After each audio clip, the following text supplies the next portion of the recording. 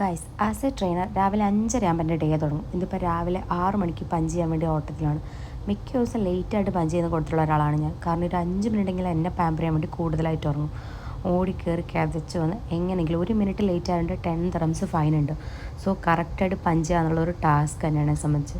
So ഇന്ന് ആ task വിജയകരമായി പൂർത്തിയാക്കി. അത് കഴിഞ്ഞ് കുറച്ച് കഴിഞ്ഞപ്പോൾ ബിബി വന്നു. ബിബിക്ക് ഒരു 6:30 ആകുമ്പോൾ ഓഫീസിൽ പോയാൽ മതി. കീ കൊണ്ട് തരാൻ വേണ്ടി വന്നായിരുന്നു. പിന്നെ എൻ്റെ ജിമ്മിൻ്റെ അടുത്ത് തന്നെയാണ് ബസ് സ്റ്റാൻഡ്. അവിടെ നിന്നാണ് നോമ്പ് ബസ് കയറി പോവാറ്.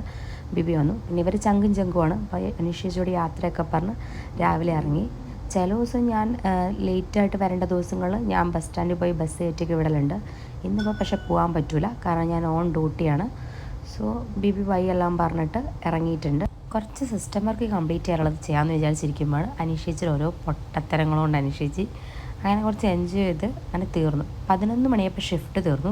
ഇനി നേരെ റൂമിലേക്ക് പോകണം. ദുബായിലെ ചൂട് സഹിക്കാൻ പറ്റൂല ഗൈസ്, ഭയങ്കര ചൂടാണ്. റൂം എത്തിയപ്പോഴത്തേ ഞാൻ കത്തി കരിഞ്ഞിട്ടുണ്ടായിരുന്നു. അല്ലാണ്ട് പൊള്ളിയ പോലെ നമുക്ക് തോന്നിയതാണ്. വേർത്ത് കുളിച്ചാൽ നമ്മൾ റൂമിലേക്ക് ഇടുക. അത് കഴിഞ്ഞ് അവിടെ കുക്കിങ് സ്റ്റാർട്ട് ചെയ്തു. കാരണം ഇനി കുക്ക് ചെയ്ത് വെച്ചിട്ട് എനിക്ക് കുറച്ച് നേരം ഉറങ്ങണം. അപ്പോൾ വേഗം തന്നെ കുക്കിങ്ങിനുള്ള പരിപാടികളൊക്കെ നോക്കി. ചോറുണ്ടാക്കി, ചിക്കൻ കറി വെച്ചു.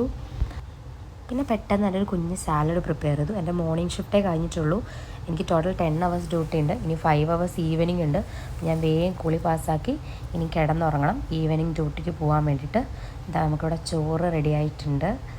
ഇനി ഞാൻ ഈവനിങ് ഡ്യൂട്ടിക്ക് പോകുന്നതിന് ഇപ്പറേ കഴിച്ചിട്ട് പോകാൻ വേണ്ടി ഞാൻ നൂലപ്പം, ബിബി പിന്നെ വൈകുന്നേരം വരുമ്പോൾ അത് കൊടുക്കാമല്ലോ എന്ന് വിചാരിച്ച് നൂലപ്പം ആക്കിയിട്ടുണ്ട്. പിന്നെ ചിക്കൻ കറി ഉണ്ട്. പിന്നെ നമ്മുടെ കുഞ്ഞൊരു വെജിറ്റബിൾ സാലഡും ഞാൻ ആക്കിയിട്ടുണ്ട്. എല്ലാം ആക്കി കഴിഞ്ഞ് ഉറങ്ങി എഴുന്നേറ്റപ്പോഴത്തേതാ ബിബി വന്നു. ഈവനിങ് ഞാൻ പോകാൻ റെഡി ആയപ്പോഴത്തേക്കും ബിബി വന്നു. ബിബിക്ക് ഡോറ് തുറന്നു കൊടുത്തു. അടുത്ത ഷിഫ്റ്റിന് വേണ്ടിയുള്ള ഓട്ടം തുടങ്ങി. ഇതാണ് ഗൈസ് ദുബായ് ജീവിതം.